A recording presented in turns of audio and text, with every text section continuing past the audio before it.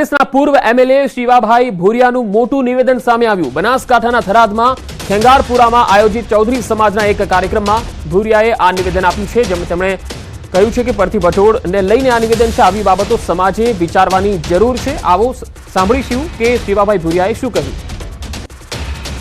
તમને પણ ટકોર કરું છું, જો કદાચ હવે પછી એકતા નરી અને જો અત્યારની જે પ્રવૃત્તિ ચાલુ હશે તો બનાસકાંઠા જિલ્લાના ઓજના સમાજને ભોગવવાનો વારો આવશે।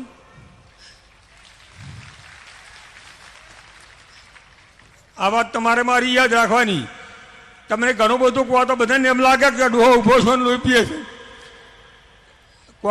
કોંગ્રેસની સરકાર હતી અને દલુભાઈ 11 વર્ષ ચેરમેનની ચૂંટણી, બોર્ડની ચૂંટણી નથી કરી ડેરીની। 11 વર્ષ આ પરબતભાઈ સાક્ષી છે। કાલે મને બે જણે સાહેબ લશું, સાહેબ ભાજપમાં આવો ને તમને વેલકમ। એટલે આ જમાનો એક દાડો કોંગ્રેસનો એવો હતો ને કે દુનિયા ઇન્દિરા ગોધા અમુક બોલીએ તો કહેતું, અને કાલી વળે જોવા આવશે ક્યાંની ખબર છે કે અંદર બધા તમે ટેબો થશો ને તો કોક તો દોષક નું જાય ચોક બોલવા સારું કે ત્યારે તમારે કોકની જરૂર તો પડશે ને। અને મેં અત્યારે અહીં બધાને કીધું આ ચૂંટણીમાં કે તમે રાષ્ટ્રવાદના નોમે તમે એમવાદી છો, હવે વખમથી રાષ્ટ્રવાદના નોમે તમે 2 વોટ લઈ આવો તો ન દાલું, અને એક કહેવા નથી ગયા। એટલે મિત્રો, સમાજ છે એ વસ્તુ આખી જુદી છે, રાષ્ટ્રવાદ છે મિત્રો જુદો છે। ગમે હું ઝેર પીવું પડે પીવું પડે, પણ જ્યારે સમાજની વાત આવે ને ત્યારે કોઈ પણ વ્યક્તિને એક હાથથી હાથ મેળાય અને ખરેખર હાથે રહી અને પરિણામ કઈ રીતે આવે એ મિત્રો વિચારવું જોઈએ। એટલે કે તમારો કોઈ દુનિયા ભાવે ને પૂછે, તમે વિચારી લો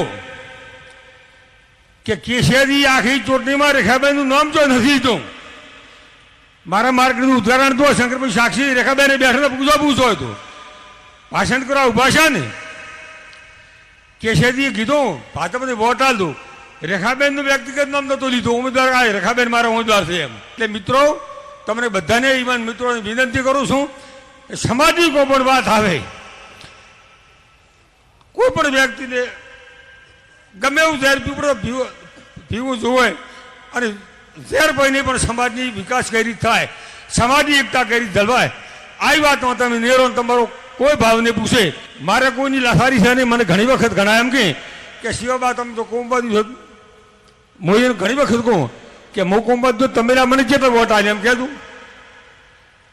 એટલે આખા એક રૂપાલા બોલ્યો અને આખા ભારતના જાગીરદારોને ખટો લાગ્યો, એ કોમબાદ નથી। એક પણ વોટ જાગીરદારે ભાજપ ના આવ્યું, એ કોમબાદ ના ગણાય। તમારા જેના બાપ નીચા સારી અને શું કોઈ મોટો ફરક પાડી ન આવે।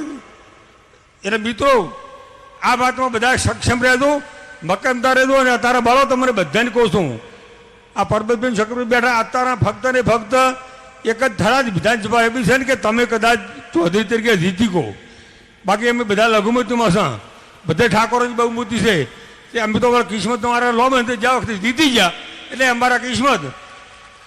અને અહીંયા તમે જે હાલ પ્રવૃત્તિઓ આદરી છે ચાલુ રાખશો ને, તમારે પણ હત્યામાં જીતો કાઢશે। મારા શબ્દો અહીંયા હશે અને મારી વાણી વિરામ જાય। તો ચૌધરી સમાજના કાર્યક્રમમાં શિવાભાઈ ભુરિયાએ નિવેદન આપ્યું। કોંગ્રેસના પૂર્વ એમએલએ શિવાભાઈ ભુરિયાએ કહ્યું છે કે સમાજની જ્યારે વાત હોય ત્યારે એક થવું પડે। પરથી ભટોળ અને વિપુલ ચૌધરી લડ્યા અને ફેડરેશન ખોવાનો વારો આવ્યો। આવી બાબતો સમાજે વિચારવાની જરૂર છે કે જ્યારે સમાજના વ્યક્તિઓ હોય ત્યારે તેમણે એક રહેવું જોઈએ અને પોલિટિકલ પાર્ટીને એક સાઈડમાં રાખવી જોઈએ। પ્રચારમાં 2 પોલીસની ગાડી આગળ અને પાછળ રહેતી હતી। તેમણે ભૂતકાળની વાત પણ કરી, જ્યારે કોંગ્રેસનું શાસન હતું એ વખતે શું હતું।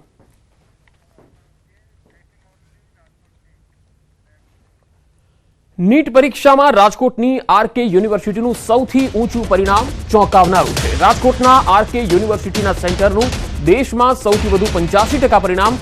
સેન્ટર પર પરીક્ષા આપેલા વિદ્યાર્થીઓમાંથી 12 વિદ્યાર્થીઓને 700+ માર્ક આવ્યા।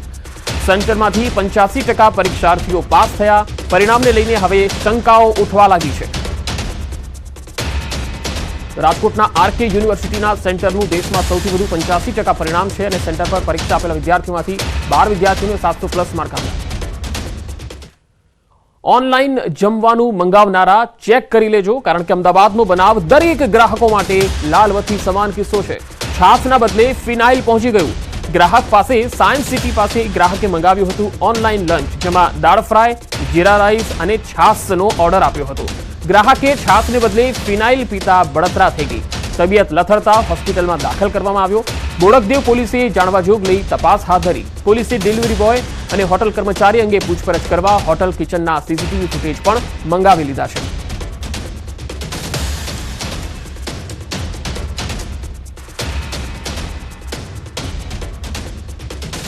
જો તમે પણ ખાણીપીણીની ચીજવસ્તુઓ બહારથી લાવતા હોય તો એક વખત ચેતજો, કારણ કે અમદાવાદના સાયન્સ સિટી વિસ્તારમાં આવેલી જોરસો હોટલથી એક આઈટી કંપનીના કર્મચારીએ ભોજન મંગાવ્યું અને ભોજનમાંથી જે છાશ આપવામાં આવી તે છાશને બદલે ફિનાઇલ હોવાનું ડોક્ટરોનું માનવું છે. ડોક્ટરના કારણે અત્યારે હાલ જે વ્યક્તિએ કર્મચારીએ જમવાનું મંગાવ્યું હતું તે તો સેફ છે, પરંતુ ફિનાઇલ પધરાવી દેવાની વાત જે સામે આવી છે તેને લઈ આગામી કાર્યવાહી જે છે તે પણ કર્મચારીએ કરી છે. બોડકદેવ વિસ્તારમાં આ જે પોલીસ સ્ટેશન છે તેમાં કાર્યવાહી કરી છે.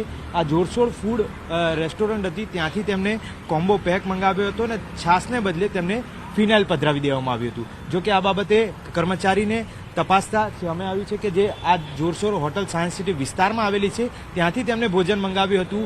હાલ તેમની કિચન જે છે તે કિચનના સીસીટીવી ફૂટેજ પણ મંગાવવામાં આવે છે અને અરજી આધારે પોલીસ તપાસ કરી રહી છે. કેમેરામેન પ્રકાશ દેસાઈ સાથે મૌલિક ધામેચા, ન્યૂઝ 18 ગુજરાતી, અમદાવાદ. મહેસાણાના વિસનગરમાં શંકાસ્પદ ચાંદીપુરા વાયરસથી બાળકનું મોત. વિસનગરમાં 7 મહિનાના બાળકને શંકાસ્પદ ચાંદીપુરાના લક્ષણો હતા અને તેનાથી તેનું મૃત્યુ થયું હોવાની વાત સામે આવી રહી છે. તો ડાભલા, વરેઠા, હરસુંડલ બાદ વિસનગરમાં શંકાસ્પદ કેસ આવ્યો. આરોગ્ય વિભાગે સેમ્પલ લઈને ગાંધીનગર મોકલાવ્યું છે. અત્યાર સુધી જિલ્લામાં 4 શંકાસ્પદ ચાંદીપુરા કેસ આવ્યા છે. શંકાસ્પદ 4 કેસ પૈકી 2 બાળકોના મોત અને 1નો રિપોર્ટ નેગેટિવ છે. વિસનગરમાં શંકાસ્પદ કેસ આવતા દવા છંટકાવ સહિતની કામગીરી શરૂ કરી દેવાઈ છે.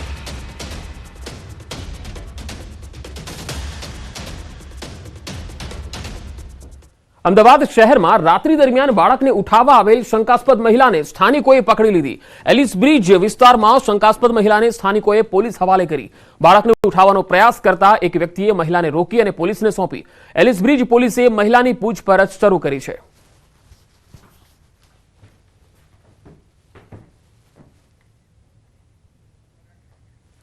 તો સ્થાનિકોએ શંકાસ્પદ મહિલાને પોલીસના હવાલે કરી છે. તસવીરોમાં જોઈ શકાય છે કે આ મહિલા એલિસ બ્રિજમાં જે છે એ બાળકની ઉઠાંતરી કરવા માટે પહોંચી હતી. જો કે હાલ સ્થાનિક લોકોએ તેને પોલીસને સોંપી છે.